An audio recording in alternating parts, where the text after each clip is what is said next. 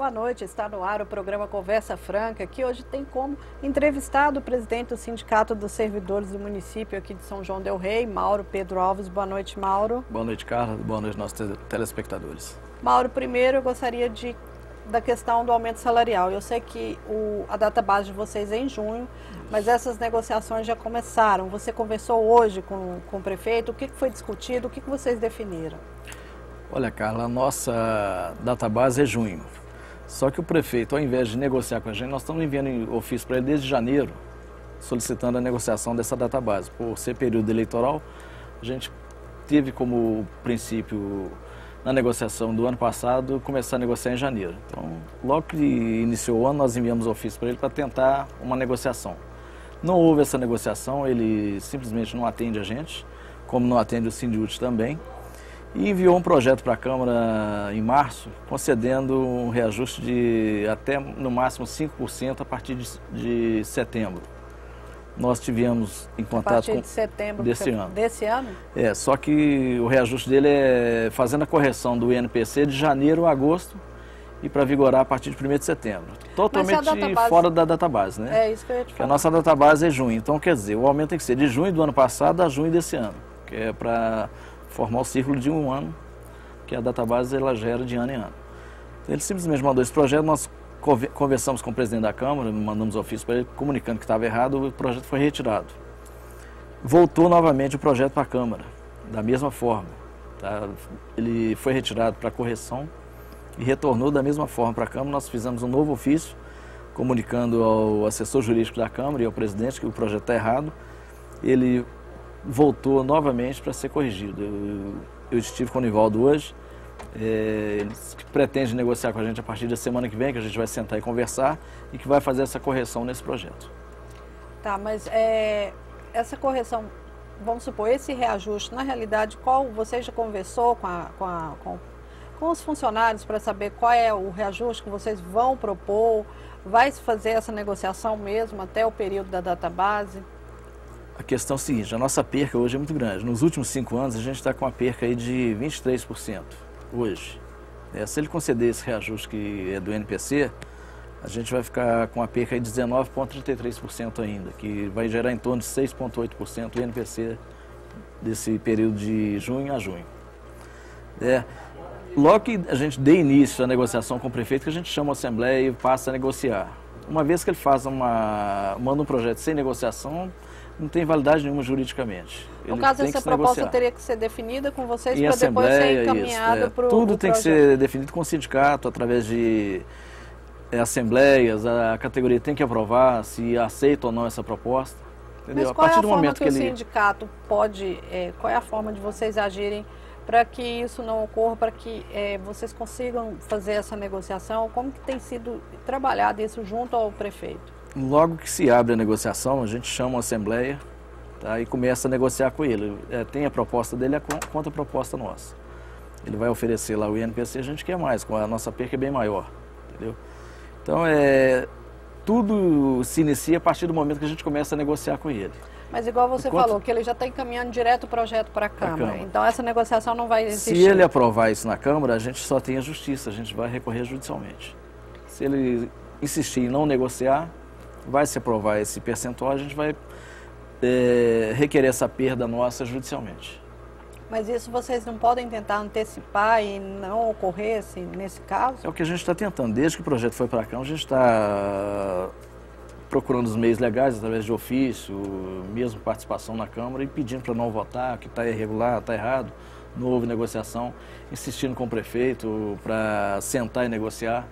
Só que ele é difícil de você conseguir sentar e negociar com ele, né? No caso, porque eu lembro que no ano passado, quando teve a negociação, teve vários problemas na questão de que muitos funcionários, se fosse dar o reajuste que ele tinha proposto, muitos funcionários ficariam abaixo do salário mínimo.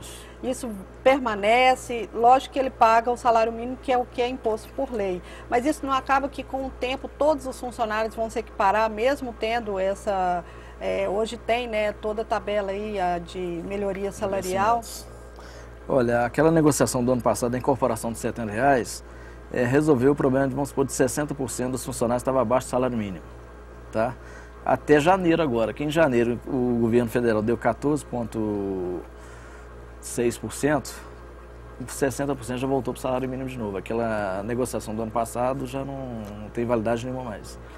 E se ele colocar, você falou que ele está propondo um reajuste de 6,8%. 6,8%. Se fizer a correção de junho a junho. Do jeito que ele mandou o projeto, vai dar em torno de 3,8%, 4%. E quantas pessoas estariam abaixo desse mínimo? Em torno de 70% de funcionários estariam abaixo do salário mínimo hoje. Então isso, em termos, assim, se for comparar com o ano passado, aumenta então? Aumenta muito, porque é uma perca muito grande que a gente vai ter só esse ano. E qual é a alegação do prefeito quanto a isso? Alega não ter dinheiro, está no período eleitoral que não pode negociar, não pode passar disso, mas isso não existe. A gente tem que negociar a database, o acordo coletivo prevalece mesmo em período eleitoral. Ele não pode extrapolar, vamos supor, dar 20% de reajuste sem estar comprovada a perca que a gente tem. Ele fazer lá porque está no período eleitoral para levar vantagem politicamente. Mas uma negociação coletiva dentro dos parâmetros que a gente tem, como provar que houve perda salarial, uma correção salarial, ela pode ser negociada e pode ser votada. Não tem nada que impede, não. A partir do momento que se realmente aconteceu o que você está prevendo, da questão de ter o projeto antes da negociação direta com o sindicato e esse projeto passar pela Câmara, você não pode solicitar à Câmara que eles aguardem essa negociação para depois votarem esse projeto? É isso que a gente fez. Nós encaminhamos vários ofícios para a Câmara e o projeto está parado. Mas o projeto está parado pelo fato do erro e não pelo fato então, de tentar uma negociação. Mas enquanto isso a gente está tentando negociar com o prefeito. A gente está enviando ofício. Hoje eu coincidiu de encontrar com ele na rua, conversei com ele. Ele falou, não, semana que vem a gente vai sentar e vamos negociar então. Então, na próxima semana você já começa a negociação? Eu acredito que tenha uma negociação. Tá? Mesmo que não tenha, a gente vai chamar a Assembleia, porque senão vai ficar nesse chove não molha, essa promessa de vou negociar, vou sentar e não vai. A gente chama a Assembleia define o que a gente vai fazer a partir daí. Você falou que a perda é mais de 20%. Mais de 20%. Quantos por cento por ano que vocês têm tido de perda, em média, mais ou menos? Em torno de 6, 7% a cada ano. Porque o governo dá 11%, ele dá 5%. O governo dá 10,9%, ele dá 5%. Deu 10,68%, ele dá 5%. Na maioria dos reajustes dele foi 5%. O maior reajuste foi o ano passado, mas só para aquele que ganha o salário mínimo. Aquele que tem um salário menor teve um reajuste de em torno de 16%. Mas para quem já estava acima de R$1.000, por exemplo, foi 7%. Porque se você colocar R$70 em R$100, ele é R$70. Em quem ganha R$1.000 é R$7 em percentual. Então o aumento o ano passado foi um aumento diferenciado. Né? Levou-se vantagem. Um proporcional a todos. Levou-se vantagem aquele que tinha um salário menor. Né? Mas isso foi um acordo coletivo, a Assembleia aprovou. Tá? Foi para beneficiar a maioria dos funcionários, então prevalece o que foi aprovado pela Assembleia. O sindicato toma posição de acordo com a Assembleia. O que a Assembleia define, o sindicato tem que aceitar e tocar para frente. E vamos supor, você estava falando dessa questão do aumento. Quantos funcionários tem hoje? Qual é a média de funcionários que recebem esse salário mínimo? A Prefeitura hoje está em torno de 1.800 funcionários efetivos, tá, os concursados. E comissionados? Comissionados, eu acredito que tem em torno de 300 funcionários lá. Uhum. Tá, entre contratados e os cargos comissionados. Dos efetivos, a gente trabalha com os efetivos, e em torno aqui de 1.000 funcionários aqui está na faixa de salário mínimo hoje na Prefeitura.